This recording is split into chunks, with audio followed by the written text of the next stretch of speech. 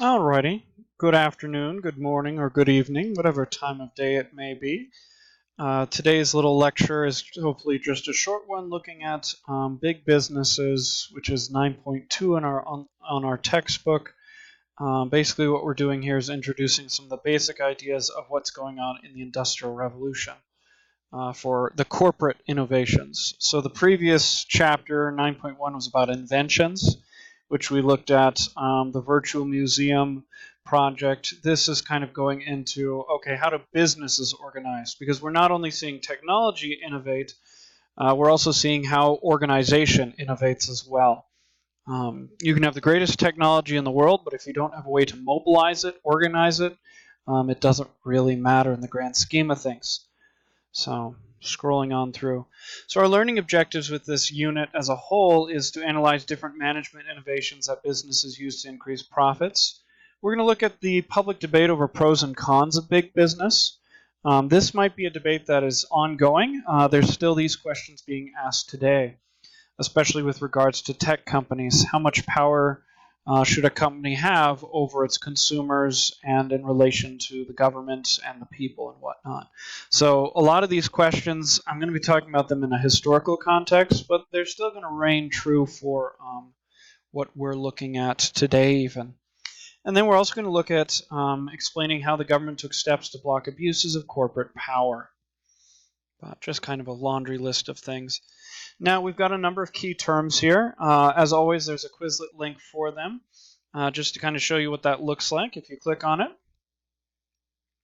it gives you a rundown of all the key terms. Now Quizlet is basically just a glorified flashcard program. So if you're one of those people who actually benefits from making your own flashcards, do that. I know some people, myself included, I was never particularly good at using flashcards, but making flashcards is a good process in and of itself. So some people, they like to play these different games to learn the terms. Some people, they take the terms, they put them out on their own flashcards. There's just something that's lost in the computer process that handwriting better preserves. But anyways, I recommend reviewing those terms on your own time. But here they are. So I'm going to talk about them in general, but you'll want to go in and look at these terms in more detail on the Quizlet or looking them up in your online textbook or the physical textbook if you're in class. So, first off, if you're thinking of the board game Monopoly, that is fine. A lot of analogies might work through that board game because it was created in this time period. So if you want to think about this through games, that's a good idea. Anyways, so first things first, corporations find new ways of doing business. I've told you about this before, but after the Civil War is kind of a turning point. American industrialization really takes off in the North, and big corporations essentially grow stronger and stronger in the United States. Vanderbilt shipping industry and later railroad business is one of those good examples. Essentially, as the Civil War, the war between the states drags on, the U.S. government goes and spends lots and lots of money, and while the U.S. government is often kind of strapped for cash or selling bonds or having very high taxes and tariffs to fund the war, the corporations that are fulfilling these contracts put out by the government are making tons of money. And so after the war, what we're going to see is this unprecedented amount of wealth and power concentrated in corporations. Historically, the power has often been concentrated in governments, but in this case, corporations are overtaking it. Because often when we were talking about the medieval ages, the power was often in religion, religious organizations and institutions, and nobility. But in this time period, we start to see corporations rise to power. But there's several things that the textbook reading goes over. I do recommend, if you're one of my students, that you read the textbook. It may not be the most interesting thing, but it'll go into more detail that'll help you, the students, out. In fact, many of the test questions that I give are based on textbook ones and based on textbook content. I cover it all in class, but As you may have learned, there are many different ways to learn, and some ways are better than others. Anyways, so when we're thinking about corporations, some of the things you need to be thinking about is how do they meet new needs that people have, or consumers, if you want to think of it that way. You're going to have to also be thinking about competition and how companies use their organization to get ahead. And then the other thing is organization. A well-organized, well-oiled machine does incredible things, and that's true if it's technology like a car or an organization like a business. First, let's take a look at this chart. Historically, a lot of businesses were family owned, and the management was often carried out by family members and whatnot. The weakness of this is it really depends on your family and the few people you hire from outside of your family to keep the business up and running and effective. And so a family business might do well for one or two generations, but there's always the risk of you may not have enough family members, or the company is very limited in scope. Not necessarily bad things, but they're factors that limit often the size of companies run by families. But the shift we see is in corporations. The big thing that you see with corporations, there's a number of things, but one of the biggest things is they have public shareholders. Essentially, the idea of starting a big business is complicated, and it often takes more resources than an individual or even a family can necessarily possess. But if you can take a lot of investments of varying sizes, from big to small, and pool those together, you can build a much bigger company. Historical examples that predate the Industrial Revolution would include many of the English colonies were founded by joint stock ventures.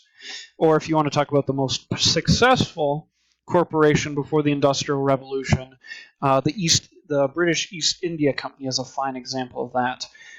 At its peak, it not only controlled most of India, both trade and politically, it maintained its own military, shipping industry, banking, investments, and whatnot. So one of the things to keep in mind is these ideas that I'm talking about, they're not necessarily new, but we're seeing them more frequently. It used to be that corporations were of this complexity that we see like with U.S. Steel, with Rockefeller's Standard Oil. We didn't see that as commonplace in previous eras.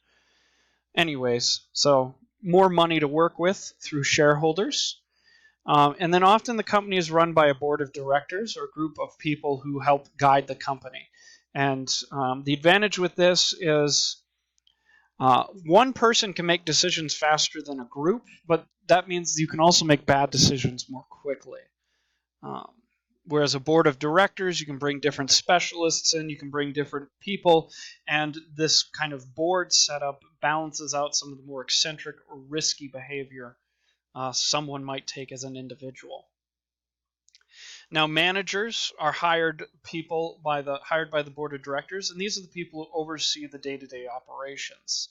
The big difference here is the idea of you find people to fit the needs, and the board of directors finds people to fit those needs, as opposed to working with what you have available. So that's kind of the big idea difference here. And then employees. Your employees in this corporation setup are, quite frankly, a bit more disposable. Whereas in a family business, you might have a few family members who, if they were employees, if they were anyone but family, you'd fire them. In corporations, all the employees, there's less tendency for nepotism, and so corporations often come off as a bit colder, but that's because they're maximizing efficiency. Um, Whereas family businesses, the goal is to support a family. A corporation's goal is to meet the interests of their shareholders and make money. Whereas the goal here is to support a family. While these goals, both of them involve making money, they have very different approaches, and they have different mentalities that you can think about. Anyways, there's a picture of John D. Rockefeller, the owner of Standard Oil. He's one of the big tycoons we'll be looking at in this unit of study. One of the important concepts that's worth noting is vertical and horizontal integration. I think you can read this chart here, but I'm going to give you two examples that kind of help you understand modern day examples. For horizontal integration, it's where your goal is to eliminate the competition. And so what you're looking at is having companies that do the same thing join together. Famous example nowadays would be Office Depot and Office Max. Those two stores do very similar things, sell office supplies. And when they one bought out the other, it doesn't really matter which one it was. What happened is you now have two companies that did the exact same thing, operating as one company. And that's what we're talking about here when they put together Standard Oil. You take several oil companies from across the country, combine them together into one bigger company, and that's what you get. Vertical integration, whereas the goal is to control every step of production. So you'd own a shipping company, a company that produces the raw materials, the manufacturing process, the sales process. Amazon is a good example of this. Apple, as they mentioned here. If you notice Apple computers, you can only run Apple operating system on Apple computers that you buy at the store. And that's because Apple is very particular about their design process. In comparison to like Windows just develops the operating system, and then there's a whole bunch of other companies that they actually build the computers that run Windows. Another fun example, if you want to think cutting edge, modern, or new things, is Tesla. Tesla is trying to build a vertical integration with their cars, where they make the batteries, they make the cars, they build every step of the process, from the raw material to the finished product, is the goal of vertical integration. Now, the pros and cons, you guys are going to get a much deeper look at that in the unit that we're studying. The thing to keep in mind in the back of your head, though, is some of this colder, I've been implying this kind of colder corporate profit-driven mentality. That's often what spills out into many of the events and many of the decisions that fill the cons into big businesses. Quite simply put, the pros is with these corporations, you can do huge things that are previously unimagined. The cons is you're always asking, at what cost? So, but we see monopolies and whatnot forming. But like this political cartoon, one of many political cartoons, you see the rich owners making tons of money. But if you read each of these, the people that are working under them, the working class supporting this land mass, is $11 per week for the linen workers, $9 per week for the cloth workers. Essentially, one of the things we see in this time period is very low wages are waited for these people to make more money, but the workers who are supporting them, holding back the tide of the hard times, they're paying for this with the low wages. And so because in the corporate culture, the goal is to maximize profit, and this paying your workers less is one way of doing it, and that was very common in this time period. We also see the changing relations between business and government as well. Another political cartoon. This one's a bit more contemporary, but I like the pig cartoon. One of the things we kind of see is laissez-faire economics, essentially hands-off government policy. The U.S. government doesn't really intervene much in economics. The U.S. government really begins to revisit that position during the Industrial Revolution, because what companies start doing is they put together cartels, a key term, where they fix the prices. Essentially, you can lessen the competition if everyone agrees to sell their product at a higher price. Everybody wins, except for the consumers. Or different process, or like maybe there's a product that isn't very safe to sell, but there's no regulation to stop them. Laissez-faire economics has its weaknesses in that the government really isn't keeping an eye on what's going on with laissez-faire, hands-off economic systems, and so companies often take advantage of that. But the U.S. government will study it in more detail. But the U.S. government does get more and more involved in how things go. And the ways that they do it is they attempt to regulate business, or they try and balance the consumer versus the business end of things. The U.S. government will often create laws in the name of consumer safety, or in a spirit of promoting promoting capitalism in the sense of competition. But like all the railroads being bought up by one person, another one of those political cartoons. Now we'll study it in more detail, but one of the big laws that comes through is the Sherman Antitrust Act, and that's something that is a version of it is still used to this day to justify breaking up big companies. Essentially, the idea is it prevents monopolies. A monopoly is where one company, or pretty much one company, controls the entire industry. Fun examples of this would have been, in this time period, oil was controlled by Standard Oil under Rockefeller. Carnegie Steel, or Carnegie, I've heard it pronounced different, sometimes in the same documentary. Anyways, Carnegie Steel had a monopoly over the steel industry. Vanderbilt was the major owner of all the railroads. The Sherman Antitrust Act tries to break companies up, but it's very tricky to use because it's very hard to enforce. How do you define a monopoly as being too powerful? And the other thing it often was used against was labor unions in this time period, because a labor union could be considered a monopoly. It's trying to gather all the workers together so that they can negotiate with businesses as a block, a united front. So you can already see the problems with and the struggles with this. But one of the big things with government regulation, though, is kind of this idea to create a fair marketplace where the needs of business, workers, and consumers are addressed. Because one thing that we have to keep in mind in this time period is when they're with little regulation, the businesses grow more and more powerful, but it's often the people at the very top who are actually tasting and reaping the benefits of this increased productivity. Whereas the consumers and the workers are often being left behind, or in the workers' case, grinded to the bone in many senses.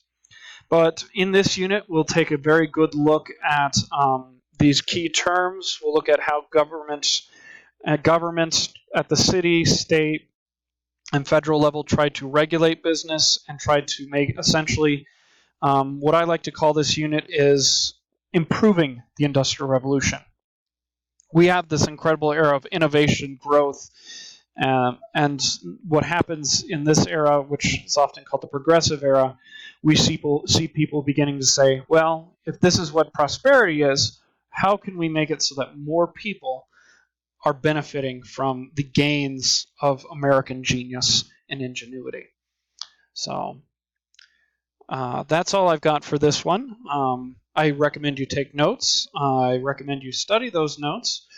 And I guess until later.